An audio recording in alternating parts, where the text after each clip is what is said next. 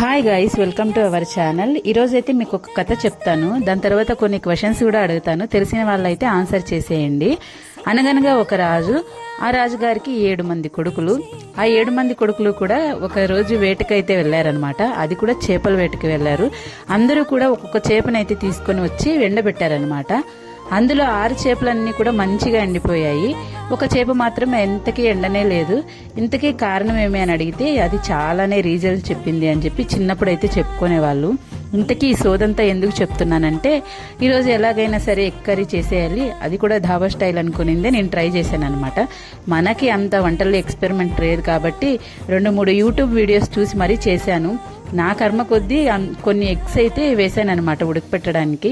అందులో అన్ని ఎగ్స్ ఉడికాయి కానీ ఒక ఎగ్ మాత్రం ఏమాత్రం ఉడకనే లేదనమాట.